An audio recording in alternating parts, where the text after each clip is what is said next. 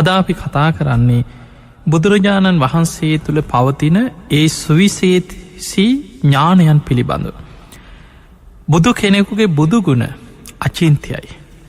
ඒ අචින්ත්‍ය බුදුගුණ සාමාන්‍ය මනුස්සයන් හැටියට මනුස්සලෝක ජීවත්වෙන ඔබටවත් මටවත් මාර්ගඵල්ලාභී කෙනෙකුටවත් බුදුරජාණන් වහන්සේගේ බුදුගුණ සම්පූර්ණයක් වටහාගන්න පුළුවන්කමක් නෑ. සෝවාන් කෙනෙකුටවත් සකදාගාමී අනාගාමී අරහත් කෙනේ මහරහතන් වහන්සේලාටවත් 80 මහා ශ්‍රාවකයන් වහන්සේලා අග්‍රශ්‍රාවකයන් වහන්සේලා ගත්තත් පිංගතුනී බුදු කෙනෙකුගේ බුදුගුණ වැටහෙන්නේ තවත් බුදුරජාණන් වහන්සේ නමකට පමණමයි. එනිසා ධර්මයේ හඳුන්වනවා බුද්ධ විෂය අචින්ත්‍යයි. ඒ අචින්ත්‍ය විෂයක් වැටහෙන්නේ තවත් බුදු කෙනෙකුගේ බුදුනුවනකට. බුදුරජාණන් වහන්සේ අවස්ථාවක උන්වහන්සේගේ බුදුගුණ ගැන මේ වගේ උපමාවක් පෙන්නනවා. ඒ තමයි බුදුරජාණන් වහන්සේ නමක් කල්පයක් පුරාවටම වෙන කිසිම කාරණයක් දේශනා නොකර බුදුරජාණන් වහන්සේගේ බුදුගුණ ගැන එක දිගටම ධර්ම දේශනා කරනවා. බුදුවරුන්ගේ බුදුගුණම විස්තර කරමින් දහම් දෙසනවා. මහණෙනි කල්පය අවසන් වුණත් බුදු කෙනෙකුගේ බුදුගුණ අවසන්වීමක් වෙන්නෑ කියන. එහෙනම් අපිට පේනවා අපි දන්නේ මොනවද. ඔබ බොහෝ වෙලාවට නවාරහදී බුදුගුණ ගැන බුදුරජාණන් වහන්සේගේ චතු විසරද ඥානයන් දස බල ඥාන තිසැත්තෑ ඥාන සූවිසි ප්‍රත්ති ඥාන අපි මේ වගේ ඒ බුදුගුණවල ටිකෙන් ටික යම් මට්ටමෙන් විස්තර කරගෙන අපි බුදුරජාණන් වහන්සේ ගැන යම් මට්ටමෙන් හිත පහදවාගන්න උත්සාහයක් ගන්න. බුදු කෙනෙක් ගැන හිත පහදවනවා කියන්නේ විශාල පිනක් රැස්වෙනවා.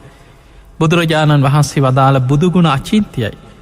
අචින්තියේසු පසන්නානං විපාකෝ හෝති අචින්තියෝ.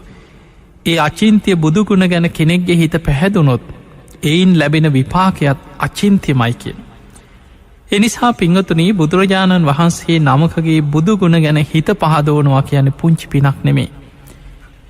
බුදු කෙනෙක් කියලා කියන්නේ කල්ප 100,000 ගණනකින් ගත්තත් ලෝකෙ බුද්ධ කියන වචනයත් අහන එක දුර්ලභයි කියන. බුද්ධෝ හවේ කප්ප සතේහි දුර්ලභෝ. බුද්ධ කියන වචනය පවා කල්ප 100 ගණනකින් අහන්නත් දුර්ලභයි. එවැනි දුර්ලභ බුද්ධ ශාසනයක් ලැබිච්ච වෙලාවක ඒ බුදුරජාණන් වහන්සේ නමකගේ බුදුගුණයක් ගැන හිත පහදවනවා කියන්නේ විශාල පිනක් රැස්වෙන. පිංගතුනී කෙනෙකුට මරණ මංචකේ බුදුගුණ ගැන හිත පහදවන්න පුළුවන් වුණොත් ඔහු කරපු දහසක් අකුසල් යටපත් වෙලා සද්ධාව හිත පිහිටනවා. අපිට පේනවා බුද්ධ දේශනා දිහා බලද්දි බොහෝ අවස්ථාවල් වල සමහරයට බුදුරජාණන් වහන්සේ ධර්ම දේශනා කරලා නෑ. බුදු කෙනෙකුගේ දර්ශනින් හිත පහදවාගෙන සුගතිය කිය අය හිටිය මට්ට කුණ්ඩලී ගැන බහල ඇති. එදා පිළිකන්නට දාලා ගෙදර ඒ දරුවා මරණාසන්නව හිටිය. බිත්තිය පැත්තට හැරිලා හිටි බුදුරජාණන් වහන්සේ හරියට ඇස් දෙකින් දැක්කේ බුදුරජාණන් වහන්සේ අවසාන මොහොතේ මේ මට්ට කුණ්ඩලී කියන දරුවා පණයන්න පෙර බුදුරජාණන් වහන්සේ ඒ නිවසට වැඩම කරා. බුදුරජාණන් වහන්සේ දැක්ක මේ දරුවා බිත්තිය පැත්තට හැරිලා මරණාසන්න මොහොත අවසාන මොහොත උන්වහන්සේගේ බුද්ධරශ්මි කදම්බයක් බුදුරැස් වලල්ල බුදුරජාණන් වහන්සේ බිත්තියට යොමු කරලා ඒ තුළින් බුදුරජාණන් වහන්සේගේ ඡායාව පේන සැලැස්සුව. අර දරුවගේ හිත පැහැදුනා.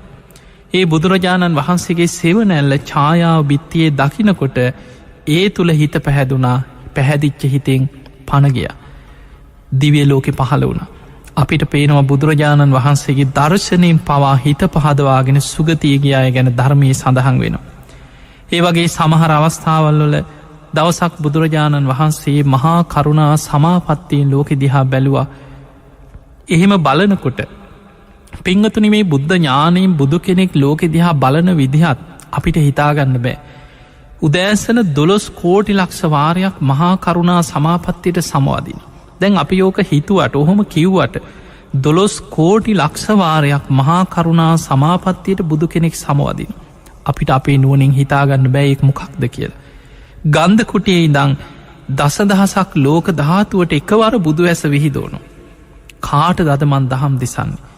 කවුද අද දවසේ ධර්මාවබෝධය ලබන පින්වන්තමයි පිංහතුනි බුදුරජාණන් වහන්සේට කෝටි ගානක් මනුස්්‍යයන්ගේ හිත් එකවර පිරිසිඳ බලන්න පුළුවන්කම තියෙනවා. දෙවියන්ගේ හිත් බ්‍රහ්මයන්ගේ හිත් ඔවුන් හිතන දේවල් ඔවුන් ඇස්වලින් දකින දේවල් ඔවුන් කංවලින් අහන දේවල් ඔවුන් නාසයෙන් විදින දේවල් ඔවුන් දිවෙන් විදින රස කයට දැනෙන පහස ඔවුන් හිතෙන් හිතන දේවල් ඒවගේ ඔවුන්ට දැනෙන ඔවුන් මනසින් සැලසුම් කරන ඒ සියල්ල බුදුරජාණන් වහන්සේට අතැම්බුලක්සේ ඒ සියලු දෙනා ගැන ඒ මොහොතේම වටහාගන්න නුවණක් තියෙන. ඒක තමයි සර්වඥතා ඥානය කියලා කියන එක හරි පුදුමයි. ඒ නුවණ බුදුරජාණන් වහන්සේ ගන්ධ කුටියේ ඉඳන් දසදහසක් ලෝක ධාතුවට එකවර බුදු ඇස විහිදෝල බලනවා. කවුද අද දවසේ ධර්මාවබෝධය ලබන පින්වන්තමයි. ඒ අය තාම ධර්මාවබෝධය ලබල නැතත් බුදුරජාණන් වහන්සේගේ බුදු ඇසට ඒ අය යොමු වෙනවා. එදා දවසේ මුණගැහෙන අය බුදුරජාණන් වහන්සේව දකින්නේ නයි ඒන පිරිසාතරින් ධර්මාවබෝධය ලබනයි පින් ඇති අයි සියලු දෙනා කල්තියා බුදුරජාණන් වහන්සේ දකිනවා. දැම් බලන්න බුදු කෙනෙක් තව කෙනෙකුට විවරණ දෙන්නේ. බුදුරජාණන් වහන්සේ නමකට කෙනෙක් දිහා බලලා ඒ කෙනා තව කල්ප ගානකින් මේ විදිහට ධර්මාවබෝධය කරා යනවා කියලා අනාගතයේ හරියටම කාල නියමයක් ඇතුව කියන්න පුළුව. ඒක හරි පුදුමයි. අපේ බෝසතාණන් වහන්සේට දීපංකර බුදුරජාණන් වහන්සේදා විවරණ දුන්නේ සුමේද තාපසයන් වහන්සේ හැටියට. ඒ වෙනකොට පාරමී පුටලා හිටියේ නෑ. මනෝ ප්‍රනිධානයයි වාක් ප්‍රනිධානයයි පමණයි සම්පූර්ණ කරගෙන හිටිය. එදා සුමේද තාපසයන් වහන්සේ දිහා බලලා ඔහුගේ හිතේ තියෙන පැතුම අනාගතය ඉෂ්ට වෙනවා දෝ කියලා බුදු ඇස විහිදෙව්වා. සාරා සංකේය කල්පලක්ෂයකට එහා අනාගති ගෞතම නමින් බුදු වෙනවා කියන කාරණයේ එදා දීපංකර බුදුරජාණන් වහන්සේගේ බුද්ධ ඥානයට සර්වඥතා ඥානයට අවබෝධ වුණා. බුදුරජාණන් වහන්සේ අර සඟ පිරිස ඉදිරියේ සුමේද තාපසයන් වහන්සේ ගැන දේශනා කරා මහණෙනි මේ සුමේද තව සාරා සංකේය කල්පලක්ෂයක් ගිය තැන පුංචි කාලයක් නෙමේ මහා කල්පවලින් අසංකේය 4ක් අසංකේයක් කියන 1.140ක් හැටියට ධර්මයේ සඳහන් වෙන්නේ. දැන් බලන්න ඔබට ওই ගානවත් හිතාගන්න පුළුවන්ද කියලා. එවැනි අසංකේයව 4ක් තවත් කල්ප ලක්ෂයක් සාරා සංකේය කල්ප ලක්ෂය. එවැනි කල්පවලින් අසංකේය 4කුත් කල්ප ලක්ෂයක් ගිය තැන මහා බද්ද කල්පයේ 4 වෙනි බුදුරජාණන් වහන්සේ හැටියට ගෞතම නමින් සම්බුද්ධත්වයට පත්වෙනවා. ඒ ශාසනයේ සාරිපුත්ත මොග්ගල්ලාන නමින් අග්‍රශ්‍රාවක යුවලක් පහළ වෙන. ආනන්ද නම් වූ අග්‍ර උපස්ථ තාම ආනන්ද හාමුදුරුව පාරමී පුරන්න පටන්ගත්තේ කල්ප ලක්ෂයකට පස්සේ. බුදුවේ ඒගෙන් ආනන්ද හාමුදුරුව කල්ප ලක්ෂයයි පෙරුම් පිරුයි. අගසව් දෙනම පාරමී පුරන්න ඒකා සංකයේ කල්ප ලක්ෂයක්. හැබැයි සාරා සංකයේ කල්ප ලක්ෂයකට පෙරම දීපංකර බුදු හාමුදුරන්ගේ බුදුනුවනට වැටහුණා අනාගතයේ මෙන්න මේ වගේ අය පාරමී පුරාගෙන ගිහිල්ල මේ වගේ තනතුරු ලබලා මේ ශාසනය තුළ මේ විදිහට ධර්මාවබෝධි කරා යනවා. එතකොට බලන්න මේ බුදු කෙනෙකුගේ බුදු නුවන අනාගතයට විහිදෝන ආකාරය. අතීතෙ වෙච්ච දේවල් පුද්ගලයෙක් දිහා බලනකොටම ඒ පුද්ගලයාගේ ධර්මාවබෝධ කිරීමේ කුසලතාවේ ඔහුගේ සංසාර පුරුදු ඔහු කල්ප ගානකට පෙර ඔහු ඇහෙන් දකින රූප ඔස්සේ ඔහුගේ හිත විමසපු ආකාරය ඔහු කනින් අහන ශබ්ද ඔස්සේ සිතුවිලි ඔහු විමසපු ආකාරයේ ඒ සියල්ල බුදුරජාණන් වහන්සේට වැටහෙනවා. ඒක හරි පුදුමයි.